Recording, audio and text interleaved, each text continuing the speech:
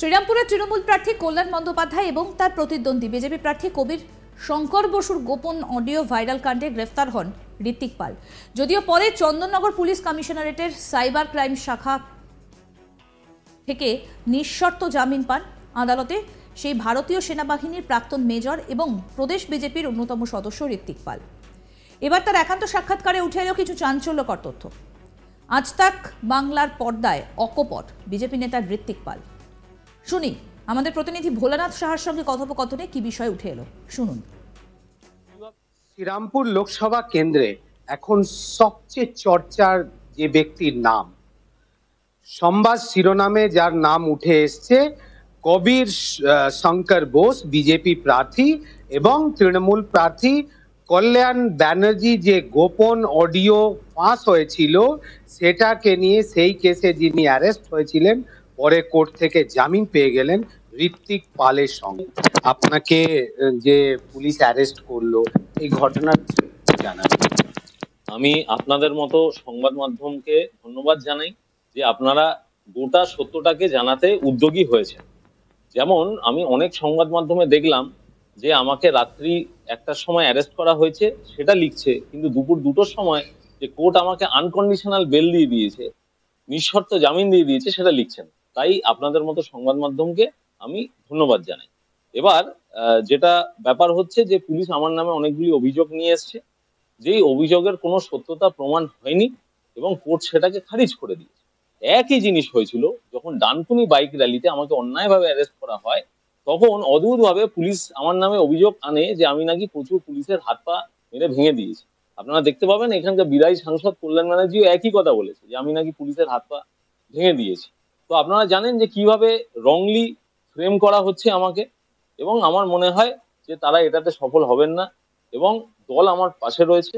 উচ্চতর নেতৃত্ব যেভাবে আমাকে গাইড করছেন আমি সেভাবেই চলছি। দাদা বলছি যে পুলিশের বক্তব্য, যেটা পুলিশ বলছে যে কি আপনার আইপি অ্যাড্রেস থেকে এটা প্রথম, মানে আমরা কমরেড যেখানে কল্যাণ ব্যানার্জি কবির শঙ্কর বোসে যেটা অডিও ক্লিপ ছাড়া হয়েছিল সেটা আপনার আইপি অ্যাড্রেস থেকে পুরো কেসটা এস্টাবলিশ আছে, এই বিষয়। দেখুন, আমি প্রথমেই বলি যে পুলিশ কিন্তু যথার্থ প্রমাণ নিয়ে কোর্টে গেছিল, কিন্তু একটাও প্রমাণ ওখানে যুক্তিযুক্ত হয়নি বলেই কোর্ট সেটাকে গ্রহণ করে।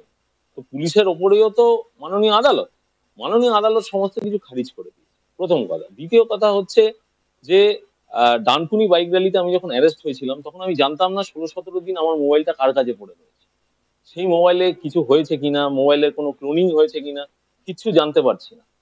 এবং দেখুন, এই যে যতগুলো অডিও বেরিয়েছে, দেখবেন বিভিন্ন মানুষ চর্চা করছে যে আসল না ফেক। সেখানে সবাই বলছেন যে ঠিক আছে, এটা আসল হতে পারে কি ফেক হতে পারে। তো সেইভাবে আমিও বলতে পারি যে এখন টেকনোলজি দুনিয়া কোন জিনিসটা কিভাবে ফেক হচ্ছে, আইপি অ্যাড্রেস আদৌ ফেক করে দিয়েছে কি করে দিয়েছে সেটা তো আমি বুঝতে পারছি না। বলছি যে মানে আপনার মানে যেটা সূত্র জানাচ্ছে যে আপনি বিজেপির এমপি টিকিটে দৌড়েছিলেন, তো আপনি যেহেতু টিকিটটা পাননি, কবি শঙ্কর বসু প্রার্থী হয়েছে বিজেপি, সেই প্রতিশোধটা নিতে আপনি এই মানে এই অডিওটা, ফেক অডিওটা আমরা কমরেড নামে একটা ভুয়ো পোর্টাল বানিয়ে মানে পোস্ট করেছি। আচ্ছা, প্রথম কথা বলি যে এটা শাসক দলের একটা চক্রান্ত, যাতে ভারতীয় জনতা পার্টির ভেতরে যে কোনো গন্ডগোল রয়েছে বা গোষ্ঠী কোন্দল রয়েছে সেটাকে এরা প্রজেক্ট করতে চেয়েছে, যাতে এই ভোটের ময়দানে, ভোটের বাজারে তারা কিছু লাভ তুলে নিতে পারে, সস্তা লাভ। কিন্তু সেটাতে তারা সফল হননি। প্রাথমিকভাবে সফল হলেও চূড়ান্তভাবে তারা ব্যর্থ হয়েছে। অতএব মানে এটা পরিষ্কার যে এটা শাসক দলের একটা চক্রান্ত। এবং আমি আপনাকে আরেকটা কথা বলতে পারি যে যে কমপ্লেনের ভিত্তিতে আমি অ্যারেস্ট হয়েছি সেটা তৃণমূল কংগ্রেসের তরফ থেকে করা কমপ্লেনের ভিত্তিতেই কিন্তু এই অ্যারেস্টটা হয়েছে। অতএব এই যে একটা কনস্পিরেসির কথা চারদিকে চালানো হচ্ছে, এটা মিথ্যা কনস্পিরেসি, যাতে একটা বিভেদ, একটা বিভাজন এটা তৈরি করা যায়। কিন্তু আমি সমস্ত ভারতীয় জনতা পার্টির কর্মী সমর্থকদের বলবো যে আপনারা এই ফাঁদে পা দেবেন না। মাত্র আর কিছুদিন বাকি আছে এই ভোটে, সমস্ত শক্তি লাগিয়ে দিয়ে ভোটটা কিন্তু জিতে বেরোতেই হবে। বলছি যে একদিকে মানে টিএমসি ক্যান্ডিডেট কল্যাণ ব্যানার্জি, অন্যদিকে সিপিআইএম প্রার্থী দীপশিতা ধর এখন যে অভিযোগ তুলেছেন, আপনারা তো নিজের ঘর সামলাতে পারছেন না, মানে আপনার অ্যারেস্টের পর, তো আপনারা কি তাদের সঙ্গে লড়বেন সেই বিষয়ে? দেখুন, কল্যাণ ব্যানার্জি তার নিজের কর্মী সমর্থকদের প্রতি কি দুর্ব্যবহার সেটা সবাই জানে। তাই উনি আশঙ্কায় আছেন যে এবার ভোটটি উনি হারতে চলেছেন। আর দীপশিতাধরদের কথা বলি, ওনারা তো কমিউনিস্ট, তো ওনারা চায়না রাশিয়ার দালালি করে। তাহলে ওনারা ভারতবর্ষে কি করতে আছে? ওরা চায়না বা রাশিয়াতে গিয়ে লোকসভার ভোটটা লড়ুক, এখানে ওনাদের কোনো প্রয়োজন নেই।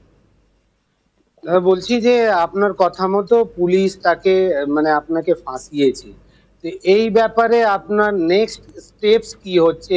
এই যে এই ভাইরাল অডিও কাণ্ডে আপনাকে যে ফাঁসানো হয়েছে তথাকথিত ভাবে, নেক্সট স্টেপ কি? আমি দলের গাইডেন্সে চলছি।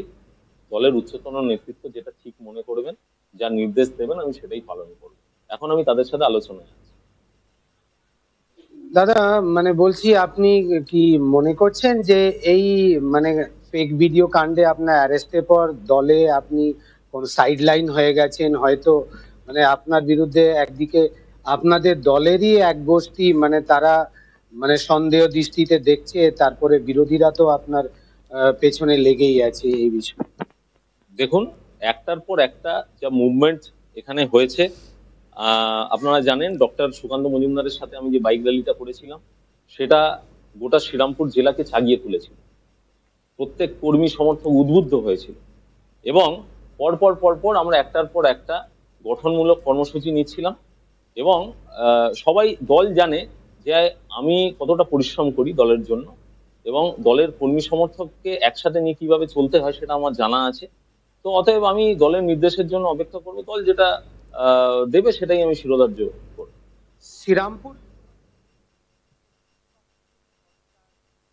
শ্রীরামপুরের তৃণমূল প্রার্থী কল্যাণ বন্দ্যোপাধ্যায় এবং তার প্রতিদ্বন্দ্বী বিজেপি প্রার্থী কবীর শঙ্কর বসুর গোপন অডিও ভাইরাল হয়েছিল এবং সেই কাণ্ডে গ্রেফতার হন ঋত্বিক পাল। যদিও পরে চন্দননগর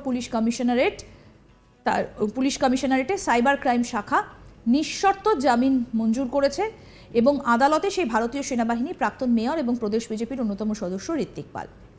এবার তার একান্ত সাক্ষাৎকারে উঠে এসেছে কিছু চাঞ্চল্যকর তথ্য এবং আজ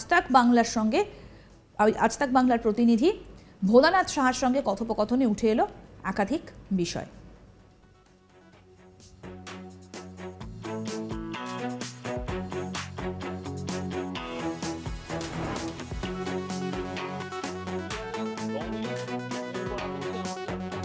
আমার মনে হয় তারা এটাতে সফল হবেন না এবং দল আমার পাশে রয়েছে।